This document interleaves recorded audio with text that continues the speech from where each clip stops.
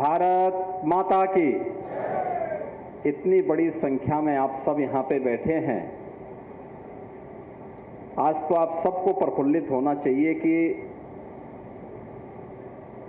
बहुत बड़ा कार्य अयोध्या धाम में हुआ है और ये उसकी एक नई महत्वपूर्ण कड़ी है।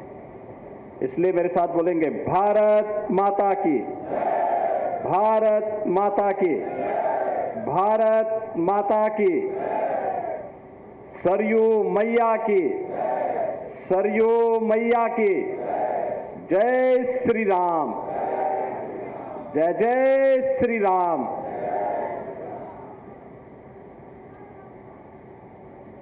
सदगुरु रविदास जी महाराज की पुण्य स्मृति में संत रविदास मंदिर में बने हुए इस नए सभागार के लोकार्पण कार्यक्रम में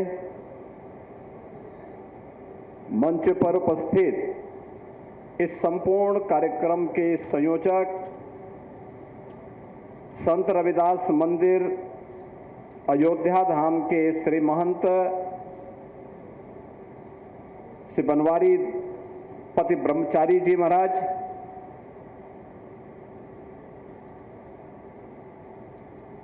गोलाघाट अयोध्या सीताकांत सदन के श्री महंत रामानुज दास जी महाराज, अयोध्या के महापौर महंत श्री गिरीशपति त्रिपाठी जी, तिजारा राजस्थान से माननीय विधायक स्थल बोहर रोहतक के श्री महंत योगी बालकनाथ जी महाराज, कबीर मठ फैजुल्लागंज लखनऊ के श्री महंत डॉक्टर सुंदरदास जी महाराज, श्री राम जानकी रजक समाज मंदिर रायगंज अयोध्या के श्री महंत श्री छतरदास जी महाराज, श्री बेदेही वल्लभ शरण जी महाराज बावन जी मंदिर स्वर्ग द्वार अयोध्या, पासी मंदिर कनीगंज अयोध्या के श्री महंत स्वामी दास जी महाराज, संत कबीर अध्यात्म संस्थान मसौली से श्री के संत श्री निष्ठा साहेब, श्री गोवर्धन गुरु रविदास जन्मस्थली सीर गोवर्धन वाराणसी के श्री वरिंदर जी महाराज, काशी से पधारे श्री स्वामी भारत भूषण जी महाराज, पचरा साहिब पचरा धाम संत कबीर नगर से श्री सुकृत साहब जी आज के इस कार्यक्रम की शोभा बढ़ा रहे श्री राम जन्मभूमि न्यास के महामंत्री सम्मानित श्री चंपत राय जी, न्यास के हमारे सभी ट्रस्टीगण, सदगुरु रविदास जी महाराज की परंपरा से जुड़े हुए अनेक पूज्य संतजन, भक्तजन और उपस्थित बहन और भाइयों, अयोध्या धाम में आज एक नई इस अयोध्या के विकास की एक नई कड़ी की शुरुआत हो रही है। एक नई अयोध्या जिसमें सदगुरु रविदास जी मंदिर के सुंदरीकरण के क्रम में इस सभागार के लोकार्पण का यह भव्य कार्यक्रम यहां पर आयोजित हुआ है। इस आयोजन के लिए मैं इस मंदिर के श्री महंत बनवारी पति ब्रह्मचारी जी महाराज को और उनके सभी अनुयायियों को, शिष्यों को शुभचिंतकों को हृदय से बधाई देता हूं, अपनी शुभकामनाएं देता हूं। बहनों और भाइयों, सदगुरु रविदास जी महाराज भारत के अंदर मध्यकालीन संत परंपरा के एक ऐसे सिद्ध संत थे जिन्होंने अपनी कर्म प्रधान व्यवस्था के माध्यम से तत्कालीन समाज की आंखों को खोलने, उसकी सुप्त चेतना को जागरूक करने का काम किया था। और उस समय उन्होंने जिस मजबूती के साथ सामाजिक विसंगतियों के खिलाफ आह्वान करते हुए सोए हुए समाज को जागरूक करने का काम जो किया, उन्होंने कहा, ऐसा चाहूं राज में जहां मिले सबन को अन्न, छोट बड़ो सम बसे रविदास रहे प्रसन्न। बहनों और भाइयों, याद करिए, मध्यकाल ये देश विदेशी आक्रांताओं के आक्रमण से आक्रांत था, भय का माहौल था, सनातन धर्म खतरे में था, हमारी आस्था के प्रतीक मंदिर तोड़े जा रहे थे। उन स्थितियों में काशी में रह करके एक संत बड़े गर्व के साथ सामाजिक एकता को लेकर के, उस समय की राज व्यवस्था को लेकर के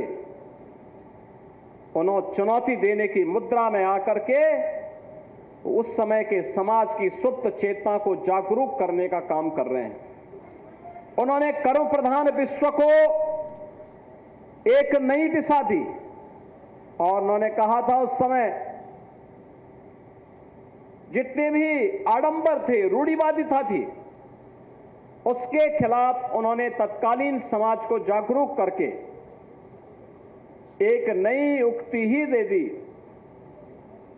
कहते हैं, जब उनके सहयोगी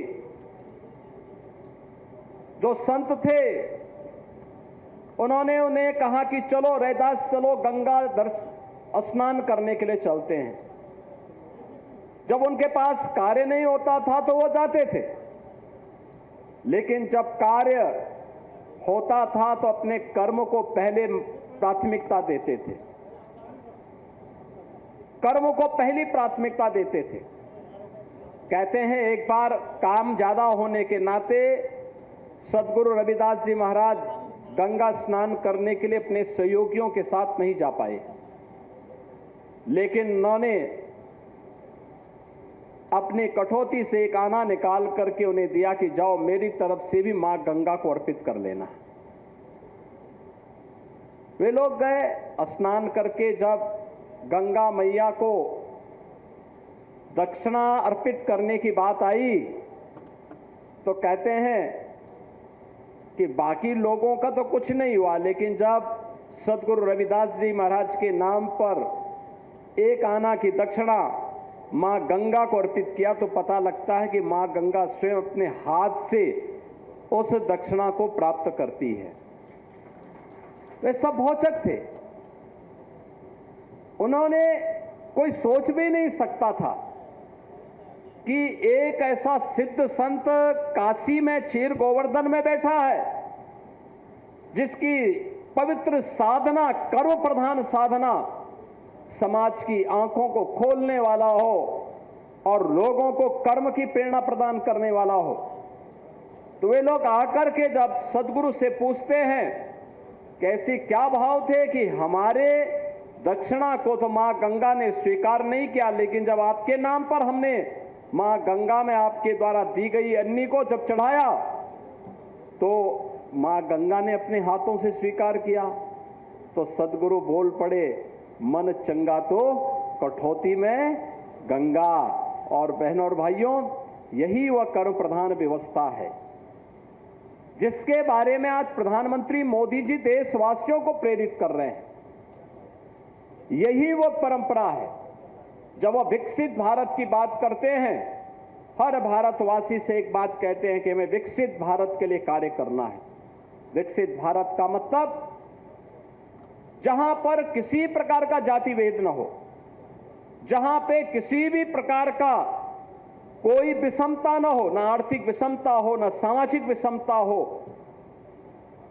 जहां पर किसी भी प्रकार का भाव न हो, हर ओर खुशहाली हो, सुरक्षा का माहौल हो, हर व्यक्ति एक सार्थक दिशा में समाज के लिए और देश के बारे में सोच रहा हो, उस प्रकार के भाव के साथ कार्य करने के लिए जब प्रेरित करते हैं तो इसकी प्रेरणा की तह में सद्गुरु रविदास जी महाराज की प्रेरणा है, जो उन्होंने मध्यकाल में उस समय के विदेशी आक्रांताओं से भयभीत समाज को जागरूक करने के लिए जो अभियान काशी की धरती से चलाया था, आज काशी के सांसद के रूप में प्रधानमंत्री मोदी जी के द्वारा यह अभियान पूरे देश के अंदर चलाया जा रहा है। आज आपने देखा होगा सद्गुरु रविदास जी महाराज की जन्मभूमि काशी में क्षीर गोवर्धन को पिछले 10 वर्ष के अंदर सुंदरीकरण के रूप में एक नई काया के रूप में प्रस्तुत किया गया है। वहां सद्गुरु रविदास जी महाराज की भव्य प्रतिमा का स्थापना हुआ है, अन्न क्षेत्र का निर्माण वहां पर भी हुआ है, अन्य सुंदरीकरण के कार्य के साथ साथ बेहतरीन कनेक्टिविटी के साथ क्षीर गोवर्धन को जोड़ा गया है। जहां यह कार्य वहां हुआ, वहीं अयोध्या में भी, जिस अयोध्या की कायाकल्प के आप सब गवाह हैं, याद करिए आज से 8 वर्ष पहले अयोध्या के बारे में कोई सोचता भी नहीं था कि यहां भी 4 लेन की सड़कें बनेंगी। कोई सोचता भी नहीं था कि अयोध्या में भी कोई इंटरनेशनल एयरपोर्ट बनेगा। कोई सोचता भी नहीं था कि यहां पे माता सबरी के नाम पर अन्न क्षेत्र बनेंगे। कोई सोचता भी नहीं था कि यात्री विश्रामालय निषाद राज के नाम पर बनेंगे। कोई सोचता भी नहीं था कि अयोध्या में पंचकोसी परिक्रमा का मार्ग और 14 कोसी परिक्रमा का मार्ग भव्य रूप ले पाएगा। लेकिन आज ये सब अयोध्या धाम में दिखाई दे रहा है। एक नई अयोध्या के दर्शन हो रहे हैं। यह अयोध्या जो नई अयोध्या के रूप में आज आई है, राम जी की पेड़ी हो या सरयू मैया के घाट को नए रूप में आज जो देखने का अवसर हमें प्राप्त हो रहा है। यहां पर दीपोत्सव का कार्यक्रम हो या राम नवमी का भव्य आयोजन, यहां पर हनुमत जयंती का कार्यक्रम हो या विभिन्न पर्व और त्योहारों के समय में अयोध्या की देखी जा रही रौनक, जो इसे तीनों लोकों में एक न्यारी के रूप में, प्रथम पुरी के रूप में इसके गौरव को कई गुना बढ़ाने का काम कर रहा है। यह तब हुआ है जब पूरा भारत एक स्वर में, एक दृष्टि से अपने धामों को भव्य स्वरूप देने के लिए उत्सुक दिखाई दिया है। बहनों और भाइयों, आज उसी श्रृंखला का हिस्सा है सद्गुरु रविदास जी महाराज में, महाराज के इस अयोध्या धाम के मंदिर के इस सभागार के लोकार्पण कार्यक्रम के लिए। यहां पर महंत श्री बनवारी पति ब्रह्मचारी जी महाराज ने जो प्रस्ताव दिए थे हम लोगों को, उस प्रस्ताव के अनुसार पर्यटन विभाग से हमने प्राथमिकता के आधार पर इन कार्यक्रमों को आगे बढ़ाने का काम किया। और हम लोगों ने यह भी कह रखा है, यहां जितने भी ऐसे मंदिर होंगे, चाहे वह रजक समाज से जुड़ा हुआ हो, पासी समाज से जुड़ा हुआ हो, या वाल्मीकि समुदाय से जुड़ा हुआ हो, या जिस भी समुदाय का कोई देव मंदिर यहां पर बने हैं, इन सब ने एक नई प्रेरणा दी है। इन संतों ने प्रेरणा दी है। वही प्रेरणा थी जिस प्रेरणा ने अयोध्या के इंटरनेशनल एयरपोर्ट का नामकरण महर्षि वाल्मीकि के नाम पर करने के लिए हमें प्रेरित किया।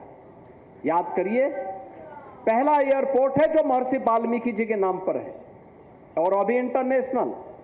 आज से 8 वर्ष पहले कोई कल्पना करता था कि अयोध्या देश के अंदर एयर कनेक्टिविटी के साथ जुड़ेगा, वायु सेवा के साथ जुड़ेगा?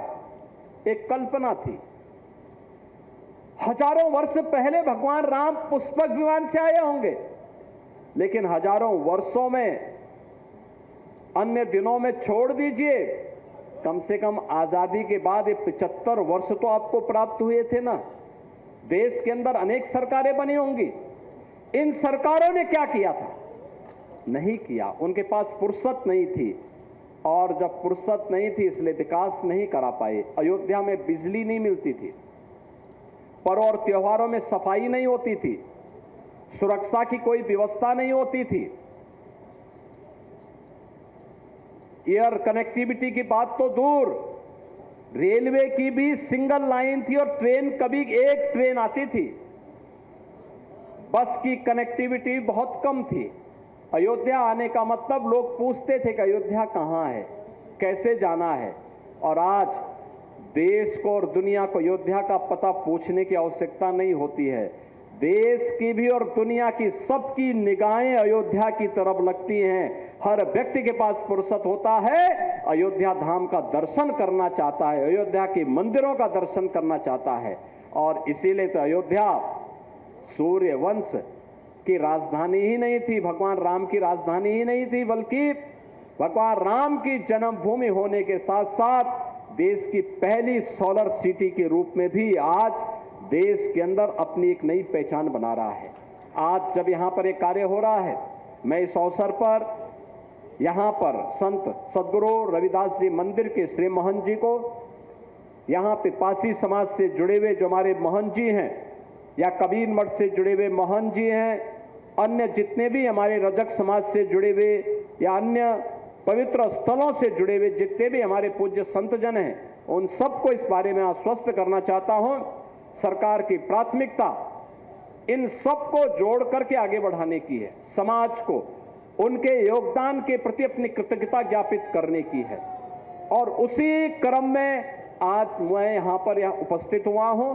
आज के इस अवसर पर सद्गुरु रविदास जी महाराज के श्री चरणों में कोटि कोटि नमन करते हुए इस पूरे कार्यक्रम के लिए मैं सद्गुरु रविदास जी महाराज के सभी अनुयायियों के प्रति हृदय से अपनी शुभकामनाएं देता हूं और विश्वास व्यक्त करता हूं कि हम सभी लोग मिलकर के नए भारत का, आत्मनिर्भर भारत का और विकसित भारत की परिकल्पना को साकार करने में हम सब अपना योगदान दे पाएंगे। इस विश्वास के साथ मैं आज के इस अवसर पर आप सबसे यही अपील करूंगा, विकसित भारत और आत्मनिर्भर भारत बनेगा तब जब हमारी परिकल्पना, जब हमारा संकल्प हमारे कर्तव्यों के साथ जुड़ेगा, जब हमारे लिए भारत प्राथमिकता होगी, देश प्राथमिकता होगी, नेशन फर्स्ट की व्यवस्था, देश पहले, परिवार तब और व्यक्तिगत हित बाद में। सबसे पहले देश की बात हमें करनी होगी। और याद करना, जिस दिन हम देश की बात पहला करना प्रारंभ कर देंगे, दुनिया की सारी समस्याओं का समाधान आपके हाथ में होगा। इस विश्वास के साथ मैं एक बार फिर से इस कार्यक्रम के प्रति यहां पर महंत श्री बनवारी पति ब्रह्मचारी जी महाराज को, उनके सभी सहयोगियों को हृदय से बधाई देता हूं। आप सबके प्रति मैं अपनी शुभकामनाएं देता हूं और विश्वास व्यक्त करता हूं कि आप सब देश की प्रवर्तमान अभियान के साथ आप सबकी भावनाएं भारत राष्ट्र के प्रति, अपनी सेना के प्रति और अपने नेतृत्व के प्रति पवित्र भाव के साथ जुड़ी रहेगी। इस विश्वास के साथ आप सबके प्रति मेरी शुभकामनाएं। धन्यवाद। जय हिंद, जय जय श्री राम, जय जय श्री राम। तो अयोध्या पहुंचे थे मुख्यमंत्री योगी आदित्यनाथ, जहां पर उन्होंने लोगों को संबोधित किया है और संत रविदास के भवन के उद्घाटन के कार्यक्रम पर पहुंचे थे। प्राचीन संत रविदास मंदिर में सौंदर्यीकरण का कार्य चल रहा है और उसी के सौगात देने के लिए आज मुख्यमंत्री अयोध्या पहुंचे थे।